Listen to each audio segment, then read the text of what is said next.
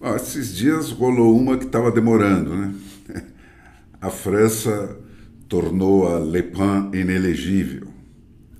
É lá com uma história de que ela teria pego 4 milhões de euros, 4,4 milhões de euros da União Europeia e usado na eleição. Imagine o que é isso perto do que rola nos governos do mundo, né? E principalmente com os vícios todos que tem o da França. Mas por conta disso, ela foi condenada aí a 2 anos de prisão domiciliar, né, e mais 5 de inelegibilidade com antecipação da sentença para antes do recurso, né, que pode demorar ainda, porque a eleição está marcada aí para 2027 e eles acham que o recurso não fica pronto até lá. Então, quer dizer, estamos aí no padrão, né? Estava demorando porque nós aprendemos tudo com os franceses, né? Os franceses que vieram aí para a USP, enfim, é aquela democracia meia sola dos europeus, né? Então, tá aí, o mundo vai entrando nesse padrão, né, dos democratas da esquerda, né, com os seus 5 jornais, os seus 5 bancos, as suas 5 redes sociais, as suas 5 petroleiras, as suas 5 redes de supermercado, cada vez menos. Cada vez menos, cada vez menos concorrência, né, cada vez mais esses grupos gigantes bancando esses caras, cada vez mais eles todos lutando juntos para não perder os seus privilégios. E como o povo não está acreditando mais nem um minuto nessa gente, né, cada vez mais eles botando fora do páreo no tapetão todos os seus concorrentes. Né? E cada vez mais, gente, os únicos países que escapam dessa forma nova aí de ditadura são aqueles que estão sob o controle direto do povo, né? Aqueles que têm equipamentos de democracia direta, como a Suíça e os Estados Unidos, dos estados para baixo, que copiaram o sistema suíço. Naqueles países dependentes exclusivamente dos checks and balances dos 3 poderes, onde tudo morre, no final das contas, no judiciário, né, cada vez mais aquele vaticínio do Tocqueville vai se cumprindo. Eu já mostrei aqui algumas vezes isso, mas deixa eu tirar para vocês mais algumas das frases do Tocqueville no capítulo que ele escreve sobre o poder judiciário. Aspas. A aristocracia americana está na bancada dos advogados e na bancada dos juízes. Os homens que se dedicam ao estudo das leis tiram daí hábitos de ordem, o gosto pelas formas e um amor instintivo pelo sequenciamento das ideias que naturalmente os tornam muito opostos ao espírito revolucionário e às paixões imprudentes da democracia. Eles formam uma espécie de classe privilegiada. Nós encontramos na alma dos advogados os gostos e os hábitos da aristocracia, uma inclinação instintiva pela ordem.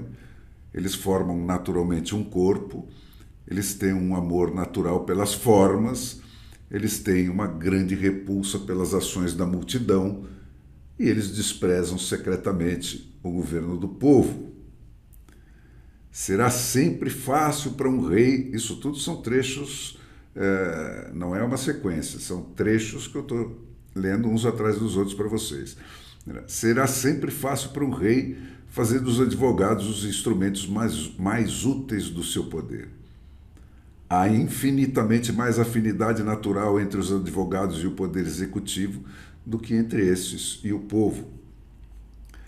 Se me perguntassem onde coloco a aristocracia americana, não é entre os ricos, que não tem nenhum vínculo comum que os una. A aristocracia americana está na bancada dos advogados e na bancada dos juízes. O corpo de advogados neste país constitui o mais poderoso e, por assim dizer, o único contrapeso à democracia.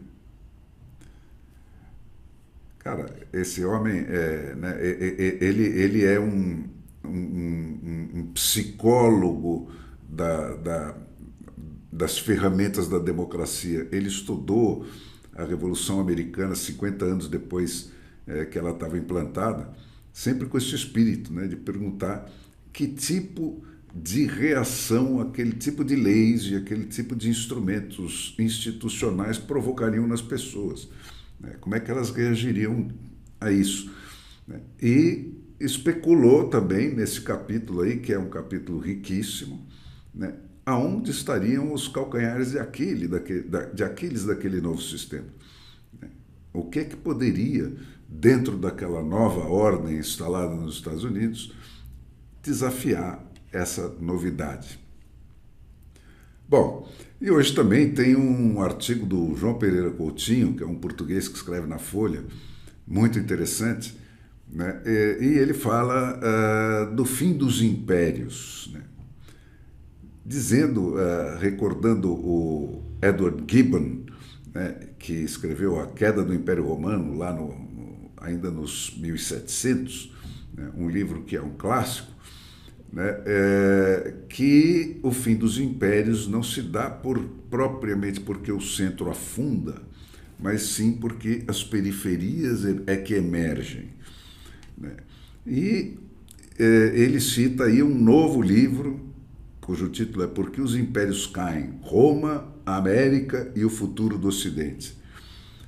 E coloca dentro dessa perspectiva do Gibbon, né? E acrescenta, quer dizer, na análise do Gibbon, para mim o elemento mais importante é o da decadência moral, né? Que é fundamental e paradigmático no fim do Império Romano.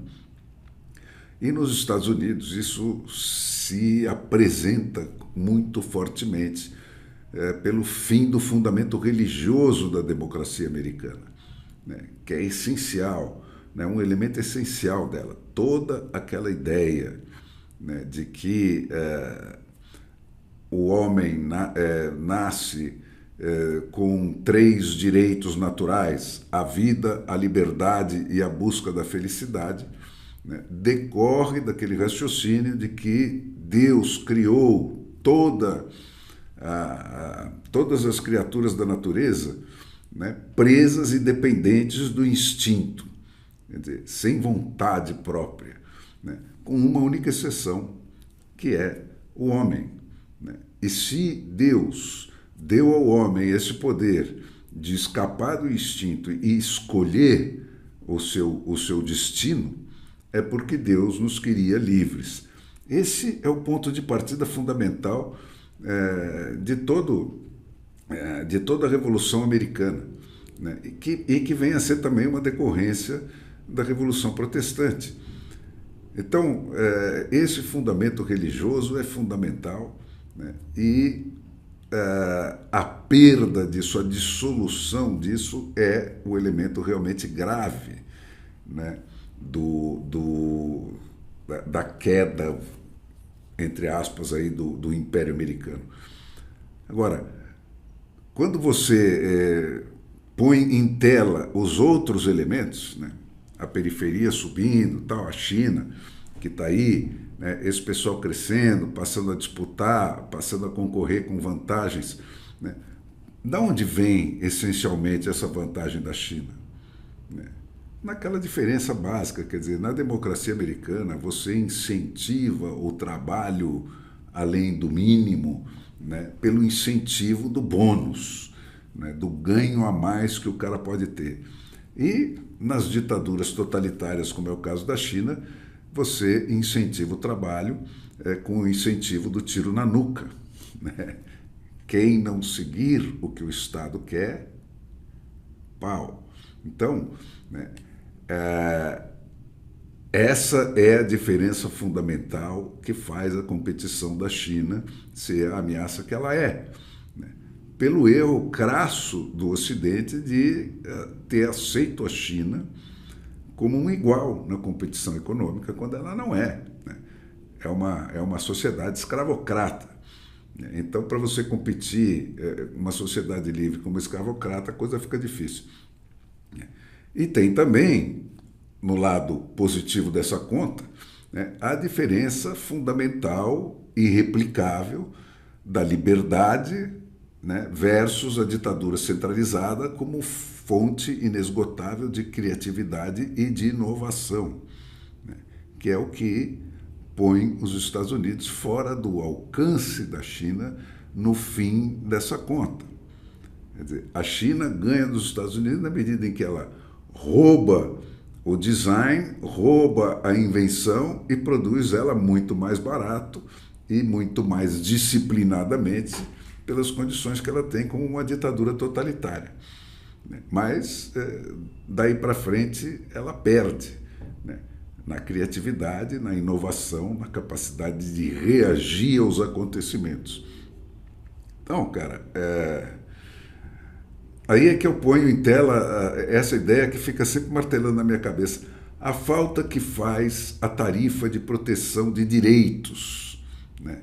E não essa tarifa burra do Trump, né? De que é uma tarifa de sustentação de privilégios, né? De dar garantias para os produtores, como ele é um tycoon, um super empresário, não sei o que, ele pensa com esse tipo de cabeça pequena, né? Mas a tarifa que se justificaria é a tarifa de proteção das conquistas fundamentais da civilização ocidental, que são os direitos do trabalho, né, o valor do salário, o valor da propriedade intelectual e da invenção. O Ocidente deveria ter tarifado desde sempre, né, os produtos chineses que chegam sem os custos de pesquisa e desenvolvimento, né, e sem os custos dos direitos de trabalho. Né. Por quê? Para proteger os salários e os direitos do trabalho do Ocidente. Né. Porque se não for assim, a única maneira de você competir com a China é você achinesar os salários ocidentais, né, e partir para a mesma putaria que eles praticam contra a gente, que é o que está acontecendo. Né. E é o que causa essa insatisfação gigantesca que você vê no mundo. Porque pela primeira vez os americanos estão andando para trás, estão ganhando menos que os seus pais. Né? Acabou o viés antitruste da democracia americana. Né? Partiram para a corrida para os monopólios, que esmaga todos os direitos individuais. Então, quer dizer, se houvesse um estadista no governo americano hoje, ele estaria aplicando tarifas, mas com esse discurso, que é muito melhor do que o do Trump. Também tem hoje de interessante no Valor, né, um artigo do Luiz Shimura, da Getúlio Vargas, né, mostrando a gastança dos entes subnacionais brasileiros. Quer dizer, a fonte principal do déficit deixou de ser o governo federal e passou a ser os governos estaduais e municipais. Né? Então, a questão não é pôr o gasto nas mãos do segundo time, né? É pôr todos os times debaixo do tacão do povo. É assim que você controla esse tipo de coisa. Ele mostra lá uma pesquisa dizendo que o gasto primário federal nos últimos 10 anos, sem correção monetária, permaneceu em torno de 480 bi por trimestre. E a carga tributária aumentou para um recorde de 32,3% do PIB, né? O que representa 2,06% a mais de pontos de PIB em comparação com 2023. E mesmo assim, não vence o déficit que está aí. Por quê?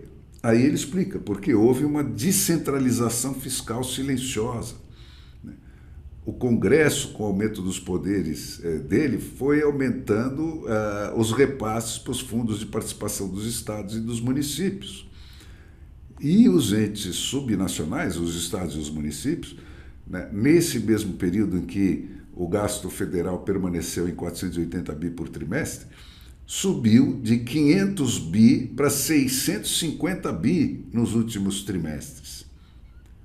Então, gente, o que aconteceu foi simplesmente uma troca de ladrões. O povo continua apenas assistindo a tudo isso bestificado. Né? E, além disso, quer dizer, além do aumento da gastança dos estados e dos municípios, né, como os estados têm esse poder, né, eles ainda põem por cima disso a guerra fiscal, né, e aumentaram as recusas fiscais para incentivar empresário para sair de um estado e ir para outro, né, de 1 ponto percentual do PIB para 2,5 percentual do PIB nesse período. Né. Então, o que você tem? Né? Uma gastança dos estados e municípios aumentando, com isso cresce muito fortemente o número de reeleições nessas duas instâncias de poder, né? E aquela turminha dos espertalhões, dos empresários que correm atrás desses incentivos, né? E ganham incentivos fiscais valendo aí 2,5% do PIB para quem? Para aquela meia dúzia de caras das grandes empresas, né, de infraestrutura, principalmente, né, que ganham incentivos dos governos estaduais para ir produzir lá e não acolá. Né. Então é isso que está acontecendo, gente. E o povo continua a ver navios. Então, pensei sobre esse assunto. Né. A questão não está em tirar verba do governo federal e passar para o Congresso. A questão está em pôr o Congresso sob o comando do povo, com voto distrital puro, com recall. E aí, tudo mais inverte o ponto de partida e o ponto de chegada. E passa a ser o ponto de partida e o ponto de chegada, passa a ser o interesse do povo, né, de quem paga a conta, né, e não só da briga de bandido lá para ver quem que toma da gente. Né. O bolso de quem é tomado é sempre o mesmo.